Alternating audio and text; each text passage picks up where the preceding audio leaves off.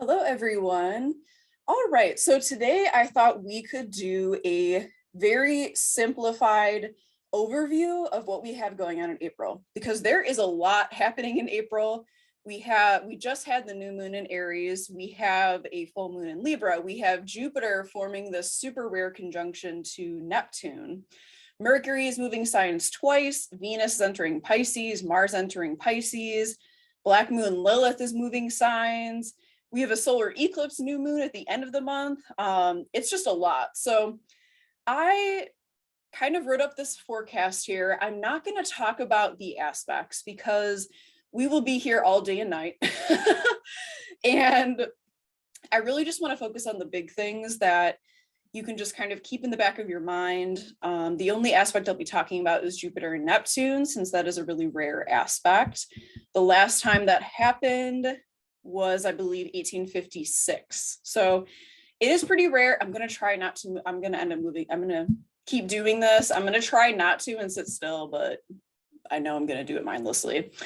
Okay, so I'm going to pull up the chart. Let's talk about the major things that are happening, because there is a lot happening. What happened to all of my, oh, here it is. Yeah, there's so much going on this week. I was like, oh my gosh. Or this week and this month, we just had the new moon in Aries. Let me make sure this is the, I have so many things open on my computer right now. I can't even find everything. Okay, yeah, we want to animate that. So we just had the new moon in Aries. It was definitely interesting. It seems like we had two totally different experiences going on. Some people were like feeling the fiery rage and like just wanting to burn stuff. That was me. And others were having a little bit of a hard time, a struggle. Of course, it's going to depend on where Aries is in your chart. Aries rules my fifth house of creativity and personal self-expression and children and risk-taking. So I had a great time. I was like burning stuff, and I don't know, I just had a lot of energy and was feeling that like Aries warrior kind of energy. It was really fun for me anyway. Okay, so this is April 1st. As you can see, the moon is just a little bit past the sun here. We had the new moon in Aries. The new moon was conjunct Chiron. So it was triggering, I think, for everybody to varying degrees, and how we chose to deal with that trigger probably depends on which house in your chart that this new moon was affecting, or also, what aspects you had going on in your chart versus the new moon. So yeah, it was definitely interesting. I felt like it was peak Aries energy. I personally enjoyed it. I love Aries season, and I love having the full moon in Aries during Libra season and the new moon in Aries. I just really enjoy that like burst of energy that I personally feel like I get whenever the sun or whatever is in Aries. So yeah, it was a good time. It was triggering, but I think that we were able to put a lot of things to rest and really just start this huge new cycle. Start a new cycle of learning and growing and healing, and thinking about how we are going to take that to other people, how we are going to become the conduit of the wisdom that we've learned. All right, so let's move forward to the 5th. April 5th, Venus is going to move into Pisces. So here is Venus moving into Pisces. Venus in Pisces, that is such a gorgeous, beautiful, ethereal placement. Venus loves to be in Pisces, actually. So we're focusing more on our similarities in our relationships more than the differences. So that's a good thing, I think. Definitely finding how we all fit together as one collective consciousness. It's a very spiritual, sensitive, sensual placement for Venus. So it's very beautiful. We'll be tapping into our spirituality more. We will be finding beauty in our spirituality, and really focusing on what connects us together as one entity, as one being, as one ocean, if you will. So we will want to connect to others for sure. Not just our loved ones, because in general, Venus is our closest relationships, our partner, our best friends, who we are closest with in our family. But being in Pisces, it's going to get bigger than that. It's going to be more of like a community, a spiritual community, a tribe, or where we really just fit into things. Seeing beyond the veil, seeing beyond this physical reality. So that will be great. And on April 10th, Mercury will move into Taurus. So here's Mercury in Aries. So we'll move forward. Mercury is flying through the signs. Okay, let's move forward a few hours here until, there we go. So there is Mercury moving into Taurus. Mercury in Taurus, we're really going to stick to our own beliefs and our own values. It's really like solidifying what is important to us. It doesn't even really matter, even though we've got Venus in Pisces, we'll want to connect to the collective unconscious, but at the same time with Mercury and Taurus, we're going to stick to our beliefs. We're going to remain close to our own roots and not change in that way. It's Mercury, so it's very intellectual. So Taurus is about values, family. It's about our familial roots, is how I see it. So Mercury entering Taurus, this is the stubborn bull. We're not going to change our mind easily, if at all. It really depends on where it is in your chart, of course. But Mercury in Taurus is, we don't want to be told what to do. Humans in general don't like to be told what to do. So it's kind of amazing when certain governments try to tell people what to do, thinking that they're going to do it. And then they're like acting like they're surprised when we don't do it. So Mercury entering Taurus, we're not going to change our minds. If we feel like someone is telling us what to think, it's going to aggravate us probably more than usual. And we're just going to dig in our heels like a bull, like a cow, and we're just not going to change our mind for anything. The good thing is that we can have an opportunity to really grow our own set of values. Like we already know what they are by the time we get to Mercury and Taurus, but we can really use it as a foundation and grow off of that. So it's not so much expanding as much as it is rooting and like growing in strength, if that makes sense. All right, so on the 12th, so here is Jupiter and Neptune. They're already really close together. We've already been feeling this for a long time, but on the 12th, officially, Jupiter and Neptune will conjunct. So this is like kind of a big deal. All right. So the last time Jupiter and Neptune were conjunct in Pisces was in 1856. I'm pretty sure. I didn't like triple check it, but I kind of just clicked back year by year to see when the last time that happened was. So Jupiter being the sign or the planet of expansion, of religion, of law, of philosophy, soul growth. And then Neptune, which is spirituality, healing, I would say. It's dissolving boundaries. It's dissolving what separates me from you. It's also very like powerful. Just think of like mythological Neptune. I see it as Neptune being this like really powerful wave that sweeps everything away and forces us to surrender to some kind of sense of spirituality or higher power or the universe, whatever you want to call it. Neptune kind of forces us to surrender to that. Because once Neptune comes in and sweeps away everything that you're trying to hold on to and makes it literally just disappear, you have no choice but to surrender. So we have these two planets coming together, and Neptune rules Pisces in modern astrology. Jupiter ruled Pisces in ancient astrology. I believe that Pisces is ruled by both. So this is really powerful. So let's think back to 1856. Remember? So 1856, basically what happened when these two were in Pisces and they conjunct, there was like a very powerful renewed sense of interest in spirituality, mysticism, occult arts, fortune telling, psychic activations were taking place. spirituality and religions actually form during this time, or just an overall interest in these things. I can't remember exactly which religions formed. I think it might have been like the Jehovah's Witnesses formed around this time. So, and if you look back to like what was popular around then, people just like suddenly became very interested in not like Jupiter religion so much, but it was very much Neptune.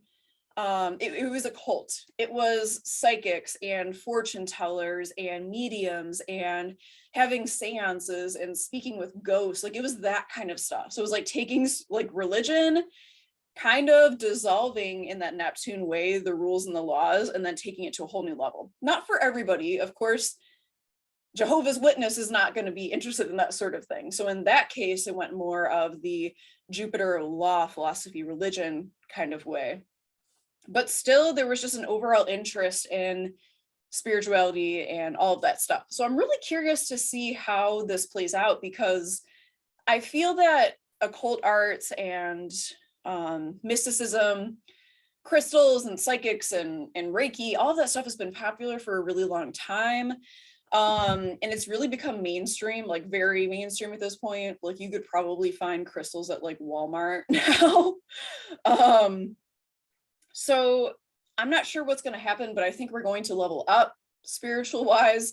We will be more focused on it. We've been focused on these things, I think, ever since Neptune moved into Pisces, but this is really going to like bring it to a whole new level. Like your grandma is going to be doing seances or something. I'm just kidding. But we're all going to be really just interested in the unseen, in the veil, what's hidden behind the veil, because Pisces rules the 12th house, which is the unseen. It's hidden. So all of those secrets, all of those interesting things that are hidden behind the veil, that's where we will be reaching, I think, now more than ever, because we're going to feel this for a very, very long time. We've been feeling it.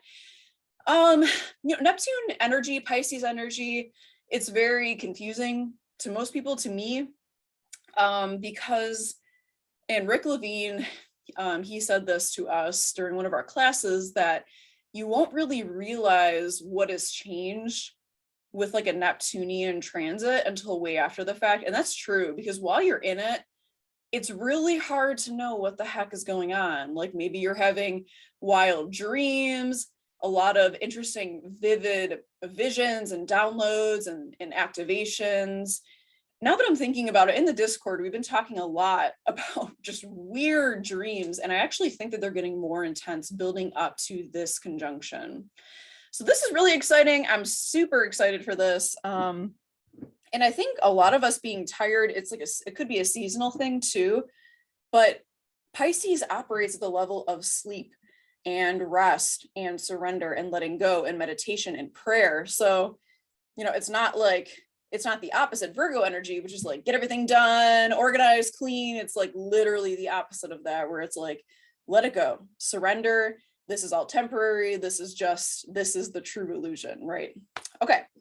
On the 14th, Black Moon Lilith, which is down here, is going to move into Cancer. It feels like Black Moon Lilith has been in Gemini for a very, very long time. All right, Black Moon Lilith is moving into Cancer. So this is great because, well, I don't know if it's great, but it's interesting because Black Moon Lilith is going to be moving into the realms of Cancer, which is self-preservation, protecting the family, protecting the home. The first thing I thought of when I saw this is we're going to dive into our childhood trauma, yay, and like our family trauma. I also see it as like a spiritual, especially with this like Jupiter, Neptune stuff happening at the same time. This is our moment to really break generational traumas and to reset and unwind patterns, I think, in our ancestry, in our families that are toxic, that have taken our power away. That's a big one with the Lilith, of course. Things that have taken our power away, things that we've given our power to, family members, perhaps. It can also be like a homeland issue because this is Cancer. And of course, the US, the United States, is actually ruled by Cancer, right? July 4th, 1776, Cancer season. that's the kind of stuff we're going to dive into with Black Moon Lilith. Now on the 16th, we have the full moon in Libra. So let's move forward here. The moon is in Libra here, and the sun is in Aries. And we are pretty much getting towards the end of Aries season at this point. 26. All right, that's close enough. So the full moon will be in Libra on this day. The opposition is between self versus relationships, who we are on our own and our independence versus our interdependent relationships, not the codependent relationships, although that could come up. It's the interdependent relationships. And as you can see, it's squaring Pluto actually pretty closely. So there's some kind of maybe imbalance that needs to be transformed. That dynamic between self and others is going to be very intense. So I think if there is an imbalance in your life between those two things, it's going to become really, really intense where you have to transform it and you've got to do things differently at that point. On the 19th, we have Taurus season beginning. So Taurus will be later in the day. So Taurus is a fixed sign. So we've been in Aries season. Aries initiates, right? Aries starts off springtime. Now Taurus is going to take that energy and carry it on through. So Taurus is very consistent. They're very grounded, reliable, stable, and steady. You can learn a lot about each sign by looking at the opposite too. So the opposite sign is Scorpio.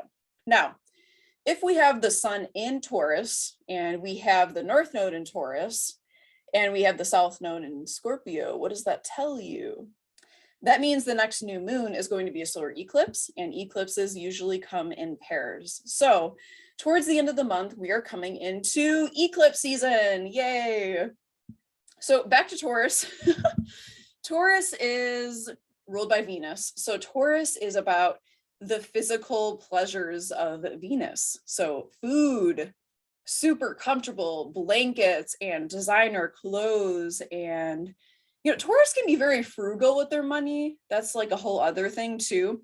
But at the same time, like if they can afford it, they want the nicest of everything. They want the nice car, they want the nice house, the nice clothes, the designer shoes, whatever. They love that stuff. Taurus is about, again, second house things, values, family roots.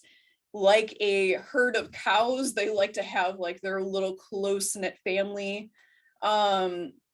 Generally they're very peaceful. They prefer peace, but like if they have to fight, like they're gonna mess you up. Like for real, they don't want to fight you, they don't, but like if you really mess with their family or just really just do something terrible, like they're gonna fight you and you're gonna remember it. Like, don't mess with a Taurus. My stepfather is a Taurus. They like to be very peaceful. They like, they just want to hang out. They just want to hang out with their loved ones and just like chill, maybe go hiking, do some adventure-y stuff, but then come back and just hang out with their family and relax. But they see red when they're mad, but it takes so much to get them there. Just don't get them there. All right. So on the 30th, on the 29th, Mercury will move into, where is Mercury? We'll move into Gemini. So like I said, flying through. And on the 30th, we will have our eclipse. Yeah. So we have eclipses whenever the full moon or the new moon is close to the nodes. So we have the North Node in Taurus here, and we have the sun and the moon. Not super close, but they're still in the same sign. We're still going to have eclipse season. So on the 30th, a new moon solar eclipse in Taurus. Super, super duper exciting. We also have Venus conjuncting Neptune around this time. And then the following day on May 1st is actually Beltane. The full moon lunar eclipse in Scorpio will actually be on the 15th. I just had a flashback. Do you guys remember the eclipse, or was it an eclipse last year? I think, was it an eclipse last year, or was it just the full moon in Scorpio? You know why I remember this? I'm sorry, this is so random, but my cat escaped my house on the full moon in Scorpio, and we had to like run around the neighborhood for 2.5 hours to try to find her. And she came back and just like surrendered, knowing that she had done something bad. Um, but that was on, of course, the Scorpio full moon. That was an intense full moon. I really have no words. I did a cord cutting ceremony that night, and it was just, whoo, it was powerful. So I'm kind of excited for that lunar eclipse. Definitely gonna have to plan some things to do. All right. Pallas Athene, I don't have her up here. Pallas Athena is moving into Taurus also on the 30th. So, you know, we have quite a month ahead. It's the perfect time to have a million interesting things happening because it's spring. We have more energy. We're planting all these new seeds in Aries season. Like, truly just take advantage of it, grasp it, use this energy to your advantage. I love spring so much. It's one of my favorite seasons for sure. What else? Okay, I think that is pretty much it. So hopefully that was like in depth enough for you guys. Like I said, I didn't say it, but I didn't want to be here like all day doing all the different aspects and stuff, because you guys can kind of just flow with me as I do the weekly forecast. But I just want to give everyone an overall vibe of what's happening this month. It's definitely going to be all over the place. We're going through a lot of changes that, especially once we get to eclipse season, those changes are just going to kind of happen like a flashing light, having these realizations, going through that wormhole, having all of these downloads and integrations happen super, super fast. And then we get to Beltane. So super, super excited. I will see you guys next Sunday. Venus is entering Pisces in 2 days. So yeah, that's pretty much all that's happening this week. All right, I will see you guys next Sunday, and I hope you have a wonderful rest of your day. Bye.